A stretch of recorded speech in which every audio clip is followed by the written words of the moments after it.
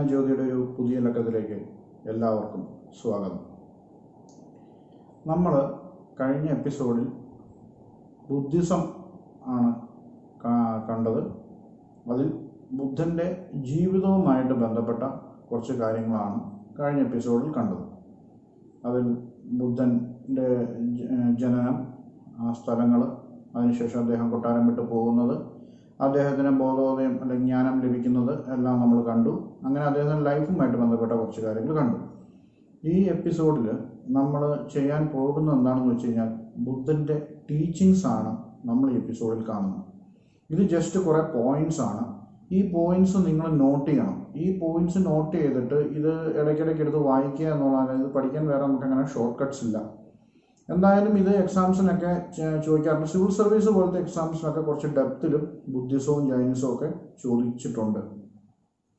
അപ്പോൾ ഒരു എല്ലാവർക്കും ഉപയോഗപ്രദമായിട്ടുള്ള രീതിയിൽ കുറച്ച് ഇൻഫോർമേഷനാണ് ഈ ഒരു എപ്പിസോഡിലൂടെ നിങ്ങൾക്ക് പ്രൊവൈഡ് ചെയ്യുന്നത്. അതിൽ നമ്മൾ പറഞ്ഞു അല്ലേ, ബുദ്ധൻ്റെ അവസാന നിമിഷം അദ്ദേഹം ഒരു ഇരുമ്പ് പണിക്കാരൻ്റെ ആലയിൽ ചെന്ന് ഭക്ഷണം വാങ്ങി കഴിച്ച് അങ്ങനെ ഫുഡ് പോയ്സൺ വന്ന് അദ്ദേഹം മരിച്ചു. മരിക്കുന്ന സമയത്ത് അദ്ദേഹം പറഞ്ഞ അവസാനത്തെ വാക്കുകൾ എന്ന് പറയുന്നത്, ഈ ലോകത്ത് എല്ലാം നശിക്കുന്നതാണ്, അതായത് അനശ്വരമായിട്ടുള്ളതായിട്ടൊന്നുമില്ല, എല്ലാം നശ്വരമാണ്. അപ്പോൾ മോക്ഷപ്രാപ്തിക്ക് അവനവൻ തന്നെ ശ്രമിക്കണമെന്നാണ് ബുദ്ധൻ പറഞ്ഞത്. Subject to DKR all component things, strive earnestly to work out for salvation, your own salvation. അതാണ് ശ്രീ ബുദ്ധൻ പറഞ്ഞ വാചകം. അപ്പോൾ അത് അദ്ദേഹത്തിൻ്റെ ഒരു ലാസ്റ്റ് ടോക്ക് എന്ന് വേണമെങ്കിൽ പറയാമായിരുന്നു. ഇനി അദ്ദേഹത്തിൻ്റെ ആദ്യത്തെ 5 ഡിസൈപ്പിൾസിനെ പറ്റി നമ്മൾ പറഞ്ഞു അല്ലേ. കൊണ്ടണ, വാപ്പ, ദതിയ, മഹാനാമ, അസാജി എന്ന് പറയുന്ന അദ്ദേഹത്തിൻ്റെ 5 ഡിസൈപ്പിൾസിനെ പറ്റി നമ്മൾ കഴിഞ്ഞ എപ്പിസോഡിൽ കണ്ടു. ഈ എപ്പിസോഡിൽ അതിനുശേഷം കുറച്ചുകൂടി കഴിഞ്ഞിട്ട് പല മേഖലയിൽ നിന്നുള്ള കുറച്ച് ആളുകൾ കൂടി ഇദ്ദേഹത്തിൻ്റെ കൂടെ പൂർണ്ണമായും ബുദ്ധിസം ആക്ടിവിറ്റീസിന് വേണ്ടി ചേർന്ന് അവരുടെ പേരുകളൊന്ന് നോട്ട് ചെയ്യുക. ഒന്ന് സരിപ്പുട്ട ആൻഡ് മൊഗലണ്ണ. സരിപ്പുട്ട എന്നും മൊഗലണ്ണ എന്നും വിളിക്കുന്ന 2 പേര്. അവർ രാജഗൃഹയിലെ സന്യാസിമാരായിരുന്നു. അവർ ബുദ്ധൻ്റെ കൂടെ ബുദ്ധൻ്റെ ടീച്ചിങ്സിൽ ആകൃഷ്ടരായിട്ട് ബുദ്ധിസം സ്വീകരിക്കുകയാണ് ചെയ്തത്. സരിപ്പുട്ടയും മൊഗലണ്ണ, ഇത് ബുദ്ധിസ്റ്റ് നെയിംസ് ആണ് ഇവരുടെ. ഈ നെയിംസ് ആണ് നമുക്ക് അവൈലബിൾ ആയിട്ടുള്ളത്.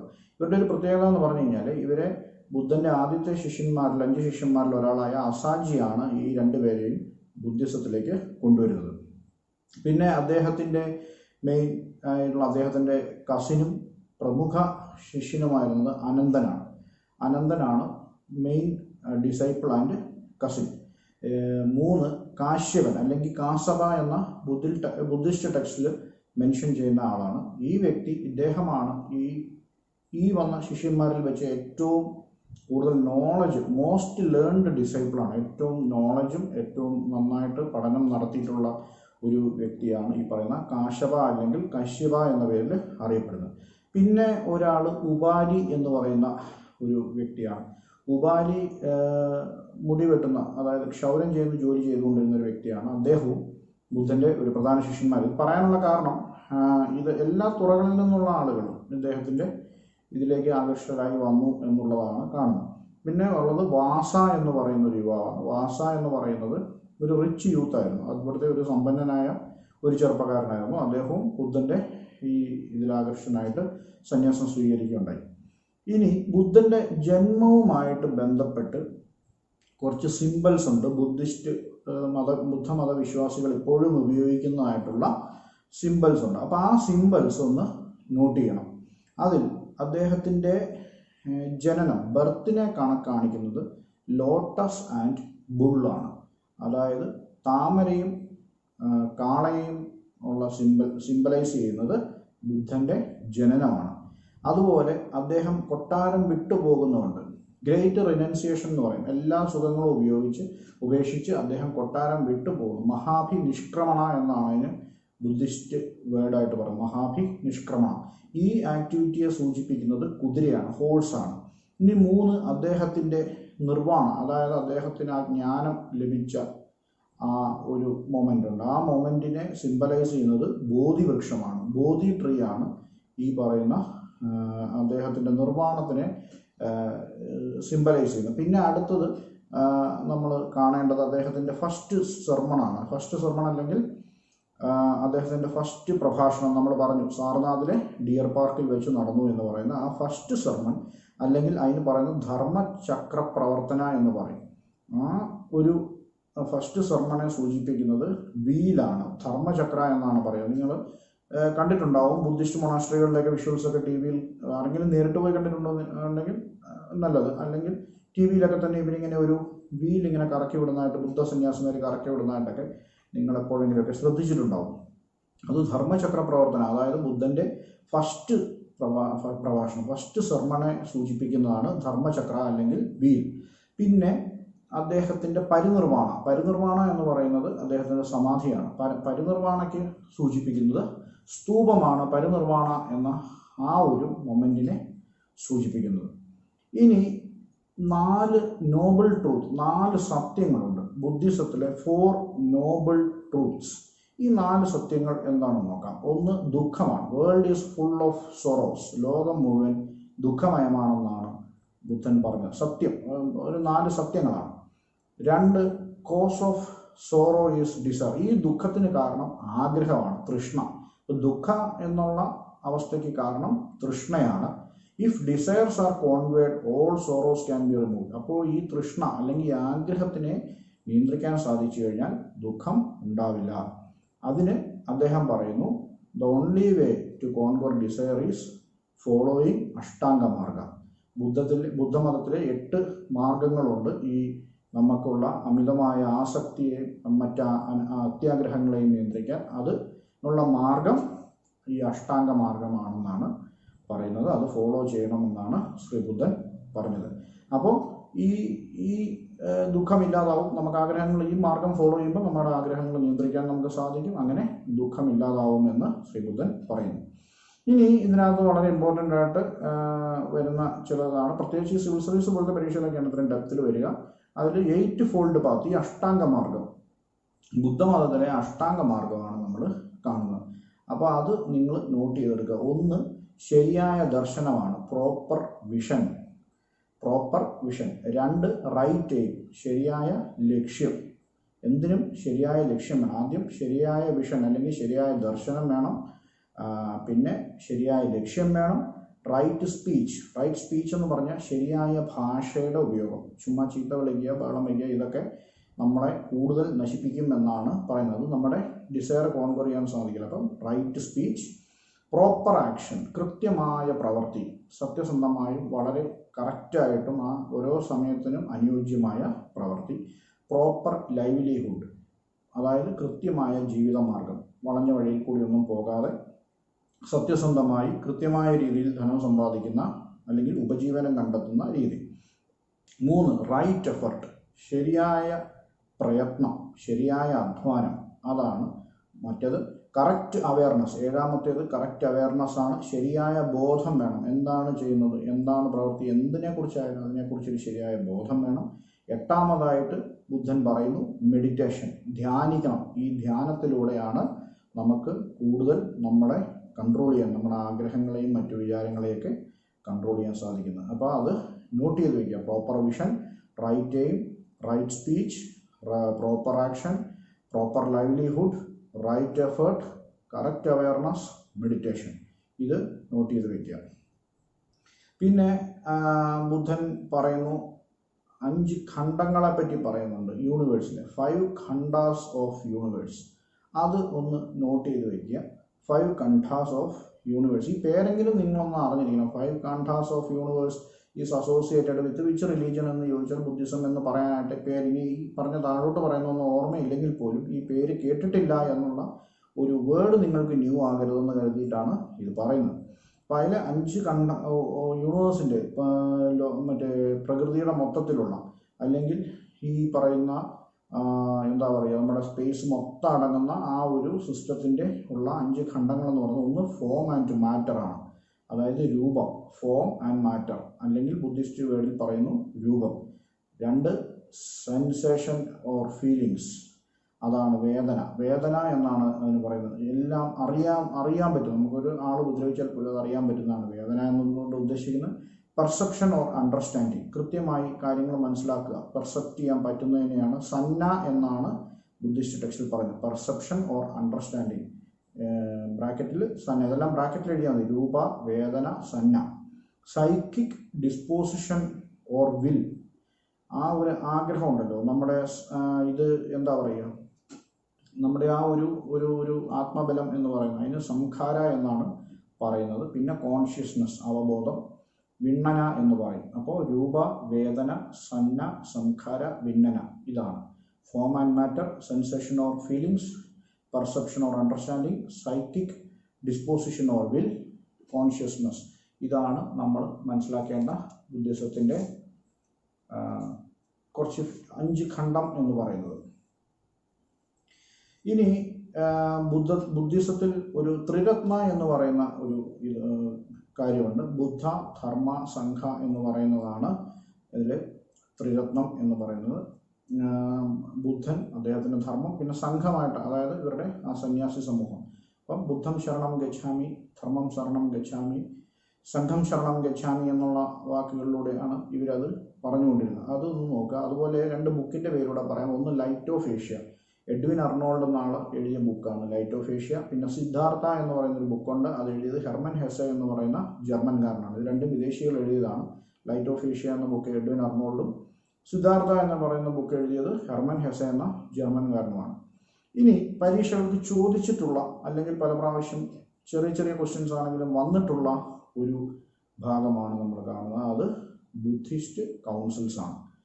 അതായത് ബുദ്ധൻ്റെ മരണശേഷം നടന്നിട്ടുള്ളതാണ് ഈ പറയുന്ന കൗൺസിൽസ്, വലിയ മതസമ്മേളനം. അതിലൊന്ന് ബുദ്ധൻ മരിച്ച വർഷമായ 483 BC രാജഗ്രഹത്തിലെ സപ്തവർണി ഗുഹ, സപ്തവർണി കേവ്സിൽ വെച്ചാണ് നടക്കുന്നത്. ഇപ്പം നിങ്ങൾ നോക്കുക, ഫസ്റ്റ് ബുദ്ധിസ്റ്റ് കോൺഫറൻസ് എന്ന് ഹെഡിങ് എഴുതുക. Period 483 BC, 483 BC. Saptaparni, SAPTA, Saptaparni caves display ചെയ്യും, നോക്കി എഴുതുക. സപ്തപർണി കേവ്സ്, അതിൻ്റെ നടത്തിപ്പിൻ്റെ ചുമതല under the leadership of Mahakashyapa എന്ന ബുദ്ധ സന്യാസിയുടെ നേതൃത്വത്തിലാണത് നടന്നത്. അപ്പോൾ ആ മലല ഭരിച്ചിരുന്ന ഭരണാധികാരി അജാതശത്രുവാണ്. നമ്മൾ നേരത്തെ ഈ പേര് കേട്ടിട്ടുള്ളതാണ്. ബിംബിസാറിനും അജാതശത്രുവിൻ്റെയൊക്കെ കഥ, ഹരിയങ്ക ഡൈനാസ്റ്റിയുടെ കഥയൊക്കെ നമ്മൾ നേരത്തെ കേട്ടാണ്, ഇനി പറയുന്നില്ല. അപ്പോൾ അജാതശത്രുവാണ്. ഈ സമയത്ത് 2 ബുക്കുകളുടെ ബുദ്ധിസ്റ്റ് ടെക്സ്റ്റുകൾ, റിലീജിയസ് ടെക്സ്റ്റുകളുടെ ഒരു കമ്പൈലേഷൻ വർക്ക് അവിടെ നടന്നു. അതായത് അതിൻ്റെ എല്ലാം ചർച്ചയൊക്കെ ചെയ്ത ബുക്ക്, അവരുടെ ആചാരങ്ങളെ പറ്റിയുള്ള 2 പുസ്തകങ്ങൾ. അതിലൊന്ന് സുത്തപീഠിക എന്നാണ് പറയുക, SUTTAPITAKA, സുത്തപീഠക എന്ന് പറയുന്ന പുസ്തകം ഇദ്ദേഹത്തിൻ്റെ കസിനും ചീഫ് ഡിസൈപ്പിളും, ബുദ്ധൻ്റെ ചീഫ് ഡിസൈപ്പിളും കസിനുമായിരുന്ന അനന്തനാണ് എഴുതിയത്. അതിനകത്ത് sermons of Buddha and disciples, ബുദ്ധൻ്റെ സൂക്തങ്ങളാണ്. ബുദ്ധൻ പറഞ്ഞു കൊടുത്ത ബുദ്ധൻ്റെയും പ്രമുഖ ശിഷ്യന്മാരുടെയൊക്കെ സൂക്തങ്ങൾ അടങ്ങിയിരിക്കുന്ന ഒരു പുസ്തകമാണ് സുത്തപീഠക എന്ന് പറയുന്നത്. അനന്തനാണത് ചെയ്തത്. അതുപോലെ വിനയപീഠക എന്ന് പറയുന്ന മറ്റൊരു പുസ്തകവും കൂടി ഈ കൗൺസിലിൽ അംഗീകരിച്ചു. അത് ഉപാലി എന്ന് പറയുന്ന ആളാണ് ആ പുസ്തകം രചിച്ചത്. Vinayapitaka, VINAYAPITAKA, Vinayapitaka by Upali. അത് rules and regulations to be followed by members of Sangha, അതായത് സന്യാസികളായിട്ടുള്ള ബുദ്ധ സന്യാസിമാർ, ഈ സംഘവുമായി ബന്ധപ്പെട്ട് അടുത്ത് നിൽക്കുന്ന ബുദ്ധ സന്യാസിമാർ നിർബന്ധമായും പാലിച്ചിരിക്കേണ്ട നിയമങ്ങളും നിയന്ത്രണങ്ങളും, അവരെ ബാധിക്കുന്ന നിയന്ത്രണങ്ങളെയും കാണിക്കുന്നതാണ് ഈ പറയുന്ന വിനയപീഠക. സുത്തപീഠക എന്ന് പറഞ്ഞാൽ ബുദ്ധൻ്റെ ടീച്ചിങ്സ് ഒന്ന് കൂട്ടിയാൽ മതി. Vinaya Pitaka, rules and regulations to be followed by members of the Sangha. അത് കഴിഞ്ഞ് കൃത്യം 100 വർഷത്തിന് ശേഷം വൈശാലിയിലാണ് സെക്കൻഡ് ബുദ്ധിസ്റ്റ് കോൺഫറൻസ് നടക്കുന്നത്. അപ്പോൾ അത് നിങ്ങൾ ഹെഡിങ് എഴുതുക. Second Buddhist conference Vaishali, 383 BC, 383 BC, correct 100 വർഷത്തിന് ശേഷം. അതിൻ്റെ ലീഡർഷിപ്പ്, നടത്തിപ്പ് സബകാമി എന്ന് പറയുന്ന സന്യാസിക്കായിരുന്നു. SABAKAMI, സബകാമി എന്ന് പറയുന്ന ഒരു സന്യാസിവര്യൻ്റെ നേതൃത്വത്തിലാണ് ഈ മീറ്റിംഗ് നടന്നത്. അന്ന് മഗധ ഭരിച്ചിരുന്നത് കാലശോകനാണ്. അപ്പോൾ റൂളർ കാലശോക, ആദ്യത്തേത് അജാതശത്രു, രണ്ടാമത്തേത് കാലശോകൻ. ഈ സമയത്ത് ബുദ്ധമതത്തിൽ ഒരു ചെറിയ സ്പ്ലിറ്റ് ഉണ്ടാകുന്നുണ്ട്.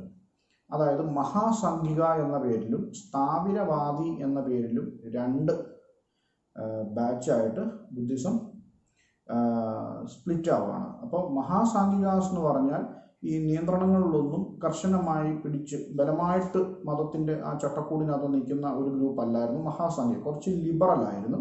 പക്ഷേ ഈ പറയുന്ന സ്ഥാവിരവാദി എന്ന് പറയുന്ന ആൾക്കാർ ഓർത്തഡോക്സ് കമ്മ്യൂണിറ്റിയാണ്. ഓർത്തഡോക്സ് കമ്മ്യൂണിറ്റി എന്നുകൊണ്ട് ഉദ്ദേശിക്കുന്ന അവർ എന്താണോ പഠിപ്പിച്ച ആ രീതിയിൽ തന്നെ ആ ചട്ടക്കൂടിനകത്ത് തന്നെ നിൽക്കണമെന്ന് പറയുന്നവരാണ് ഈ പറയുന്ന സ്ഥാവിരവാദി. അപ്പോൾ അതാണ് സെക്കൻഡ് കോൺഫറൻസ്. ഇനി തേർഡ് ബുദ്ധിസ്റ്റ് കോൺഫറൻസ് പാടലീപുത്രമാണ്. പാടലീപുത്രത്തിൽ 250 BC ഈ പറയുന്ന തേർഡ് ബുദ്ധിസ്റ്റ് കോൺഫറൻസ് നടക്കുന്നത്. അതിൻ്റെ ലീഡർഷിപ്പ് എന്ന് പറയുന്നത് മൊഗാലിപുട്ട തിസ എന്ന് പറയും. MOGALIPUTTA, മൊഗാലിപുട്ട TISSA, ടിസ. മൊഗാലിപുട്ട തിസ എന്ന് ബുദ്ധവാക്കുകൊണ്ട് വിവരിച്ചിരിക്കുന്ന സന്യാസിയുടെ കഥയൊക്കെ നിങ്ങൾ ചിലപ്പോൾ കേട്ടിട്ടുണ്ടാവും. ഉപഗുപ്തൻ എന്ന പേരിൽ അറിയപ്പെടുന്ന സന്യാസിയാണ് ഈ മൊഗാലിപുട്ട തിസ എന്ന പേരിൽ അറിയപ്പെടുന്നത്. അപ്പോൾ അത് ഒന്ന് നോട്ട് ചെയ്യണം. മൊഗാലിപുട്ട തിസ, 3ാം ബുദ്ധമത സമ്മേളനം. അന്ന് അവിടെ ഭരിച്ചിരുന്നത് അശോക ചക്രവർത്തിയാണ്, അശോകനാണ്. ഈ സമയത്ത് ബുദ്ധമതം ഇന്ത്യയുടെ പുറത്തേക്ക് വ്യാപിച്ചു. അദ്ദേഹം തന്നെ തൻ്റെ മക്കളായ മഹേന്ദ്രനെയും സംഘമിത്രയെയൊക്കെ ശ്രീലങ്കയിലേക്കൊക്കെ ബുദ്ധമതം പ്രചരിപ്പിക്കുന്നതിനായിട്ട് അയച്ചിട്ടുള്ള കഥകളൊക്കെ നമ്മൾ പണ്ട് കേട്ടിട്ടുണ്ട്. ഈ അശോകൻ്റെ കാലത്താണിത് വ്യാപകമായി മറ്റ് രാജ്യങ്ങളിലേക്ക് ബുദ്ധമതം പോകുന്നത്. ഇവിടെ നടക്കുന്നതിൻ്റെ ഒന്ന് wide expansion of Buddhism to other parts of the world. പിന്നെ നേരത്തെ നമ്മൾ ഇതിൻ്റെ മുമ്പ് നടന്ന ബുദ്ധമത സമ്മേളനത്തിൽ മഹാസാംഘികാസ് എന്നും സ്ഥാവിരവാദി എന്ന് പറയുന്ന രണ്ട് ഡിവിഷൻ ഉണ്ടായി എന്ന് പറഞ്ഞു. അതിൽ സ്ഥാവിരവാദികൾ, അതായത് ഓർത്തഡോക്സ് ആയിട്ട് ഇതിൻ്റെ ആശയങ്ങളെ മുറുകെ പിടിച്ച് ഒരു വിട്ടുവീഴ്ചയില്ലാതെ നടക്കുന്ന സ്ഥാവിരവാദികളെ ഇതിനകത്ത് ഒറിജിനൽ ആയിട്ട് പ്രഖ്യാപിച്ചു. മഹാസാംഘികക്കാരെ കൂട്ടണ്ട, ഇവരാണ് കറക്റ്റ് എന്നുള്ള ഒരു തീരുമാനം അതിനകത്തെടുത്തു. അതുപോലെ സുത്തപീഠക, വിനയപീഠക എന്ന് പറയുന്ന പുസ്തകങ്ങളുടെ ഫൈനൽ കമ്പൈലേഷൻ, അതിനെ ഒന്നുകൂടെയൊക്കെ ഒന്ന് എഡിറ്റ് ചെയ്ത് കുറേ ഡേറ്റയും കൂടെ ചേർത്ത് അതിനെ ഫൈനലായിട്ട് കമ്പയർ ചെയ്തു. അതുകൂടാതെ സുത്തപീഠകയും വിനയപീഠകയും കൂടാതെ അഭിധമ്മ പീഠക എന്ന് പറയുന്ന 3ാമതൊരു ബുക്കും കൂടി ഈ കൂട്ടത്തിൽ കമ്പയർ ചെയ്തു. ABHIDAMMA, അഭിധമ്മ പീഠക, നേരത്തെ പോലെ പീഠക PITAK. അഭിധമ്മ പീഠക എന്ന് പറയുന്നത് ഈ സുത്തപീഠകയുടെയും വിനയപീഠകയുടെയും ഒരു ഇൻ്റർപ്രിട്ടേഷനാണ്. അത് രണ്ടിലും പറഞ്ഞിരിക്കുന്നത് എന്താണെന്നുള്ളതിനെ കുറിച്ചുള്ള വിവരണമാണ് ഈ പറയുന്ന അഭിധമ്മ പീഠക എന്ന് പറയുന്ന ടെക്സ്റ്റ്. അപ്പോൾ അത് 3ാമത്തെ ഇമ്പോർട്ടൻ്റ് ആയിട്ടുള്ള ബുദ്ധമത കൗൺസിലാണ് ഈ പറയുന്ന third Buddhist council. First council പിന്നെ ബുദ്ധൻ്റെ മരണ സമയത്ത് തന്നെ നടന്നു എന്നുള്ളതുകൊണ്ട് അത് ഇമ്പോർട്ടൻ്റ് ആണെങ്കിൽ, തേർഡ് ഒന്ന് അശോക ചക്രവർത്തി, അദ്ദേഹം ഹിംസയുടെ മാർഗം ഉപേക്ഷിച്ച് അഹിംസ തെരഞ്ഞെടുത്ത് അദ്ദേഹത്തിൻ്റെ കാലത്ത് നടത്തിയ സമ്മേളനമാണ് ഈ പറയുന്ന തേർഡ് കോൺഫറൻസ്. ലോകത്തിൻ്റെ മറ്റു ഭാഗങ്ങളിലേക്ക് ബുദ്ധമതം പോകുന്നത് ഈ തേർഡ് കോൺഫറൻസിലാണ്. അപ്പോൾ ഒരു വളരെ ഇമ്പോർട്ടൻ്റ് ആയിട്ടുള്ള തേർഡ് ബുദ്ധിസ്റ്റ് കൗൺസിലാണ് നടന്നത്. നമുക്കറിയാം പാടലീപുത്രത്തിലാണ് നടന്നത്. മഗധയുടെ തലസ്ഥാനമായ പാടലീപുത്രത്തിൽ വെച്ചാണ് ഇത് നടക്കുന്നത്. അത് പരീക്ഷയ്ക്കൊക്കെ ചോദിച്ചിട്ടുള്ളതാണ്. അതെവിടെയാണ് നടന്നതെന്നൊക്കെ ചോദിച്ചിട്ടുള്ളതാണ്. ആരുടെ കാലത്ത് നടന്നെന്ന് ചോദിച്ചിട്ടുള്ളതാണ്. ഇനി ഫോർത്ത് ബുദ്ധിസ്റ്റ് കൗൺസിൽ, അത് BC-യിലല്ല, 1st സെഞ്ച്വറി AD-യിലാണ് നടക്കുന്നത്. ലാസ്റ്റ് ബുദ്ധിസ്റ്റ് കൗൺസിൽ അത് നടക്കുന്നത് 1st century AD, Kundalavana, KUNDALAVAN, Kundalavana, Jammu and Kashmir. അതാണ് ഫോർത്ത് ബുദ്ധിസ്റ്റ് കൗൺസിൽ എന്ന് പറയുന്നത്.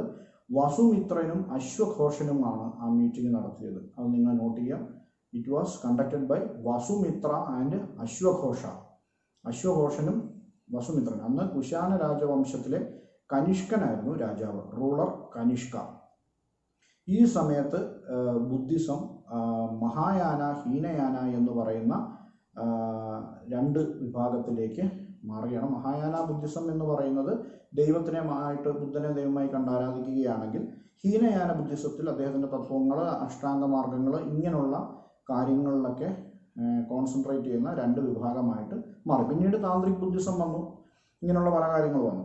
അപ്പോൾ ഇതൊക്കെയാണ് ഈ ബുദ്ധൻ്റെ ലൈഫിൻ്റെ കഴിഞ്ഞു കഴിഞ്ഞാൽ ബുദ്ധിസവുമായിട്ട് ബന്ധപ്പെട്ട് എക്സാമിനേഷൻ ഒരുപാട് ഫീച്ചേഴ്സ് ഉണ്ട്. ഇത് മുഴുവൻ ഇവിടെ പറയാൻ പറ്റത്തില്ല. അത് എക്സാമിനേഷൻ പോയിന്റ് ഓഫ് വ്യൂവിൽ നമുക്ക് ആവശ്യമില്ല. നമ്മൾ റിസർച്ച് മെൻറ്റാലിറ്റിയിലേക്ക് പോകണം.